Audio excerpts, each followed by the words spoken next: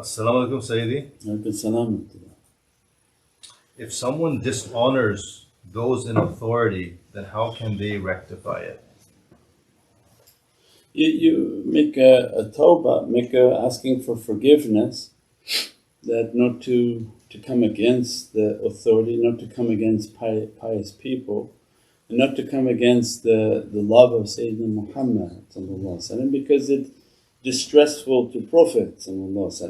That's a secret of these mannerisms. When we do things with good manners is to gain Allah's satisfaction. So we don't want to anger Allah, we don't want to anger Prophet. All the teaching is the reverse.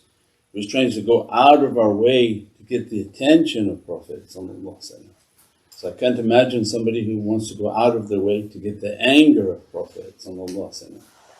Then you have to try so much harder just to regain any type of goodness. So we try and we beg in our lives to not go in that direction, and that becomes people's test. That's why we say the difference between common people and shaykhs, they've been tested.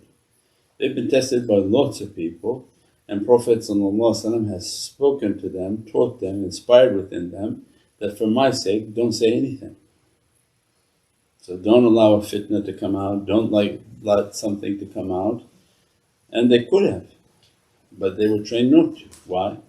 Because Prophet is the most important. If he's not happy, why anything to come out? So that's the whole test in life. It's not that people have an ability that they can harm somebody and then they'll use that ability to harm.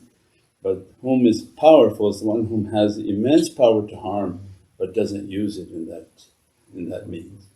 And that becomes where our Prophet describes who's a Muslim.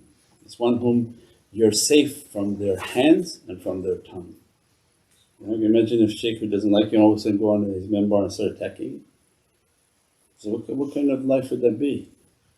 So it means the khuluq and khuluq al-azim, that they're trying just to have a drop from this character of goodness and mercy, that if you have an ability don't use it. And that love for Prophet is always supreme, that for the sake of Prophet I don't speak, I won't say, I'll refrain, I'll hold my tongue, hold my fingers. Now people don't even have to use a tongue, they type something, which goes worse because it can go out to tens of thousands of people, share to 5,000 more people, so it's horrific. And that's how, if people can hold themselves, they gain the reward from Allah. And Allah tests them in these situations to become oppressed and under difficulty. Why? Because Allah grants the du'a of the oppressed. So there's always a hikmah. So I was oppressed by somebody and they were pious, they were this, they were that, and Prophet inspired, be quiet. And then the hikmah of the event is what? You have no credit with Allah to ask what you want, ask whatever you want.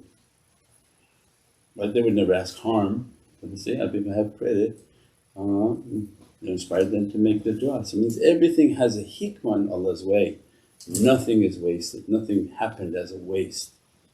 So alhamdulillah, we just have to have the patience to find the hikmah and the wisdom of things in life, inshaAllah. Assalamu alaikum, Sayyidi.